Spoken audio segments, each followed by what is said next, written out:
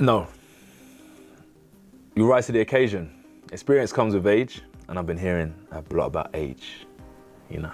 We are now, and I finally get to check that off my list, and I knew this was going to be a big fight. The build-up for this is huge. The press conferences are entertaining. It's a spectacle.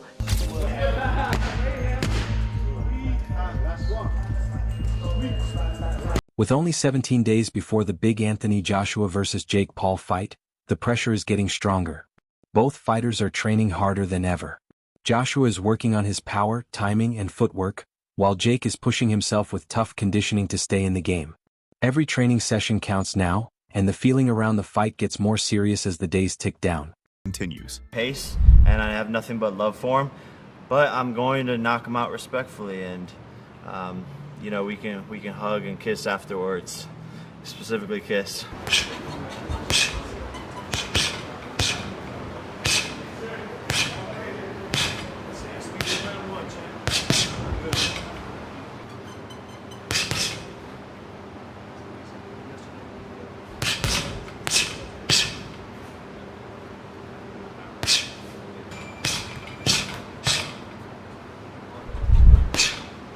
Anthony Joshua's training camp for his fight with Jake Paul is fully active, and this time it's very different because he switched to a new camp.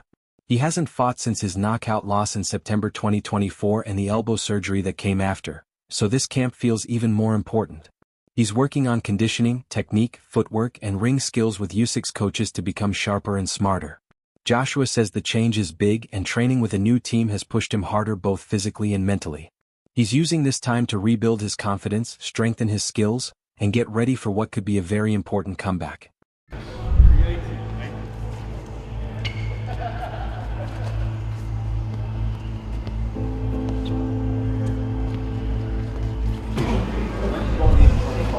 Anthony Joshua starts his mornings with tough ice baths to make his body stronger and help him recover faster.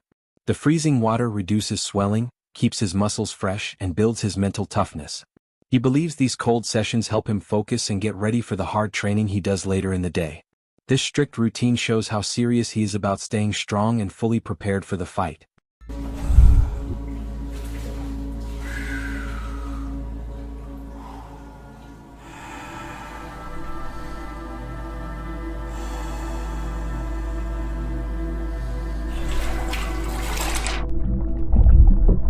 Anthony Joshua trains in a place built on discipline, precision, and constant improvement. With skilled coaches focused on sharp technique and smart strategy, he approaches every session with purpose. His drills aim to tighten his attacks and build a defense that reacts fast. The coaches watch his rhythm, footwork, and punch choices, pushing him to break old habits. People watching can see how seriously he takes every correction. Instead of depending only on his natural power, he works on understanding angles, distance, and counterpunching. His movements become more controlled as he switches between defense and quick counter shots. This camp helps him grow not just physically but mentally, sharpening his instincts for the unpredictable moments of heavyweight boxing. That's what he's trying to do though, Simon. I think he's at that stage of his career where he's trying to rediscover a little bit of that confidence. He's gone to Alexander Usyk, where we're hearing reports he's out there, training with Usyk and the team, trying to pick up something, trying to rediscover something. That's very strange, Paul, isn't it? It is, but it's not unheard of. I've heard of a lot of fighters doing that. You see fighters, obviously, it's the old Rocky movies years ago, but you see a fighter losing to someone, all of a sudden they go in the camp and they start training and do a little bits together and become friends or whatever else. I think it'll do Joshua no harm travelling, but as you say, he's a little bit long in the tooth and he's a bit on the back nine rather than the front nine, where that experience would really come into play. But I'm just looking at his record here. He obviously, after the Usyk fight, he'd come back and he had 3 fights and then the Ngannou demolition Well, job. yeah, Jermaine Franklin, he had Robert Helene, he had Otto Wallin, and he smashed Ngannou, which everyone went hallelujah for, right? Yeah, but he's obviously not in like the box rec rankings to see where he is. But the Dubois fight is a fight where, what you've just said then, Spencer, like, match him right. I felt he was match right with Dubois. That's just my opinion. Just obviously, I was wrong on that and I was proved wrong, but I felt like Joshua would have and should have came through that, but he obviously didn't. So therefore, it's back to the drawing board, and where do you go from there? What do you do from there? Does he keep the same team around him? Does he go and find someone new and try and adapt and add to his repertoire already? And this move at Usyk, I don't know what it'll be, but if he's fighting before Christmas, then he needs to get in shape quick because there's only 8 weeks to go, let's say. Well, my understanding, he's in camp, he's in shape, and just looking to getting out and get back to winning ways is my understanding. That's why they're talking about 8 rounders. Yeah. He wants to sort of go under the radar a little bit, and it's difficult for someone like Anthony Joshua because he's such Very a much so. commercial commodity. He's always been in shape all the time, hasn't he? Yeah. He always will be in shape. He's never, ever not been... But it's not about his dedicated. physical shape, is it? No one's ever questioned his physical state. Zach, when I was talking about Anthony Joshua, and I know that the president of his fan club is here in Spencer, but I talked about the PTSD issue post various fights, whether it be the Alexander Usyk or the Daniel Dubois situation. But prior to Daniel Dubois, I always maintained that I felt that despite the performance against Jermaine Franklin, despite the performance against Robert Helenius, which had been blasted out by Deontay Wilder, and we've seen what Deontay Wilder is now. Eddie Hearn takes this fight very seriously because he knows how important it is for Joshua's future. He understands that this match is about more than bragging rights. It could shape the rest of Joshua's career. Hearn is honest that losing a fight like this would bring big questions about whether Joshua should keep going. But even with all this pressure, Hearn still believes strongly in him. He thinks Joshua's hard work over the past months has rebuilt his discipline and sharpened his focus. From conditioning to sparring, Joshua has trained like a championship fight is on the line. Hearn says this serious mindset is why he believes Joshua will step up when it matters. People watching his training say he looks calm, focused, and more driven than before. Even with all the pressure, Joshua keeps pushing forward and facing the challenge head-on. On record saying that you and AJ must retire if Jake Paul wins on December 19th. Stand by that? Yeah, I do. I mean, I suppose so. Shit, yeah. Look, I don't see a world where Jake Paul wins this fight. I know that boxing's boxing. I mean, what was it? Roy Jones came out this morning and said Jake Paul can win this fight. Teddy Atlas as well. Teddy Atlas? Mm-hmm. Okay. All right, now I'm a bit worried. I won't retire. AJ should retire if he loses, no. Sorry. No, I see AJ winning this fight with ease, comprehensively, destructively, violently, and I don't see a world where Jake Paul is competitive in the fight, let alone win the fight. But luckily, AJ's not preparing in a way that he just thinks it's a joke. He's preparing for Jake Paul like he's a world title contender. Yes, it's been a little bit of a shorter camp. Yes, we've got to make weight this time around, but it doesn't matter. We should just slide through this guy and bash him up and beat him up, and we should do it early doors. Just lastly, you said as well that you told Nikisa that he was weighing 290 when you were negotiating. What impact did that have? Did you feel like they would have gone even lower if they knew he was weighing 265? No, I mean, I don't think that when you're negotiating on a weight, there's not one promoter in the world that would tell the truth about what the weight of the fighter was, and Nikisa knows that anyway. So it wasn't like we were being clever, but they wanted him to come to 240. And it's just, don't forget, AJ's never made weight before. So all of a sudden, he's tried, he'd been in camp for, 2 or 3 weeks. And he's probably sitting at, 260, 265. And it's like, you got to make 245. It's 20 pounds. One big reason Joshua feels confident is the level of sparring partners he has brought into camp. Videos show him training with top heavyweight fighters who all have different strengths. Jared Anderson, known for his power and non-stop pace, makes Joshua stay sharp on defense. He tests every reaction and punishes any slow movement, forcing Joshua to stay focused from start to finish. Frank Sanchez gives a different challenge with his smooth, technical style. He moves around the ring with balance, slips punches, and makes Joshua think fast, fix his footwork, and be more strategic. These sparring sessions aren't just physical. They prepare Joshua for real, top-level competition. Each partner brings pressure Jake Paul has never experienced. Their different styles help Joshua build a complete plan based on timing, accuracy, and quick tactical changes. Jake Paul is being dwarfed by these way bigger heavyweights like Jared Anderson, Frank Sanchez, and Lawrence Okolie. Okolie is like 6'4.5", 6'5", and these guys are like 6'3", 6'4", probably. So now Jake Paul is the one that's smaller. So first of all, I will give credit to Jake Paul. Clearly, he's a person who is taking his career seriously. These are quality sparring. I mean, a real boxer, because people say he's not a real boxer, but a real boxer would be using the same guys in their sparring camp. In fact, I just told you Joshua used Lawrence Okolie. I don't know if he sparred with Anderson or Frank Sanchez, but these are all regular ranked heavyweights. So credit to Jake Paul for that. And I mean, he's going to need it. Joshua is a different breed to, like, you know, a Mike Perry when it comes to boxing. Different frame, different size. In case you didn't believe me, right? Jake Paul, this is what MVP Promotions posted. So Jake Paul top sparring, right? Heavyweights. And here's some pictures of Joshua with Lawrence Okoli. And again, Joshua, a big dude, but you see Lawrence Okoli, and he probably was cruiserweight back then. I mean, I don't know exactly when this picture was taken, but he's only like an inch shorter than Anthony Joshua. And now, as he's moved up to the full heavyweight, he has filled out more. You see, he looks even bigger than when he was a cruiserweight. Now, I got to research it, but I want to say I thought Lawrence Okoli was injured. Tony Jeff looks at Jake Paul's boxing journey as someone who has watched him improve over the years. He knows Jake started with very little skill, but slowly put in the hard work needed to get better. Jeff points out how Jake's basics have improved: his punching form, his sense of distance, and his discipline in training.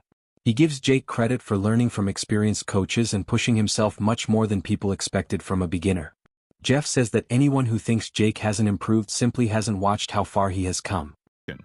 As they get older. Now, a problem for Anthony Joshua is his activity. He's only fought twice in 2 years, and one of them he got knocked out off Daniel Dubois. That was his last fight, and a lot of people say you can only judge a fighter's quality from their last fight. And then the fight before that was a win, but it was a win against Francis Ngannou. Francis Ngannou, if you know, he was the UFC heavyweight who's not a real boxer, and he only had one fight before that boxing fight, what he lost as well. So that's his activity in boxing. Now, Jake Paul, on the other hand, looking at his box rec, he's had 6 fights since 2023. And one of them was against Mike Tyson. But we all seen what happened in that fight. Mike Tyson was well past his prime. Where Anthony Joshua, on the other hand, is, but I'm not going to say he's coming into his prime, because he had some great wins earlier on in his career before he lost to Usyk twice. And by the way, when he did lose to Usyk, the last one was a split decision. It was a pretty close fight. So now this fight is matched. And I just want to look at the tail of the tape. Now, looking at the age difference, we've got 28 years old compared to 36 years old. So I guess the advantage there goes a little bit towards Jake Paul. 28-year-old is better than a 36-year-old. But that being said, we've got talking about experience and everything else, what comes with being 36 years old at Anthony Joshua's level. And then, like I mentioned, the heavyweights kind of seem to prime a little bit older. Now, come down to the height and the weight. This is the big one. 6'1" versus 6'6". 200 pounds versus 252 pounds. We got a 252 pounder in Anthony Joshua. The reach advantage is a lot, which we would expect. Amateur fights, we can see that Jake's only had one, where AJ's had 43, but 43 of them are including at the highest level, Olympic level. And yes, he won the Olympic bloody gold medal, if I don't need to remind you. Then the pro record, Jake Paul has had 13 fights, lost 1. AJ has had 28 fights, and he's lost 4 with 25 KOs. And the one person that Jake Paul lost to was Tommy Fury. Now, can we compare Tommy Fury with Anthony Joshua?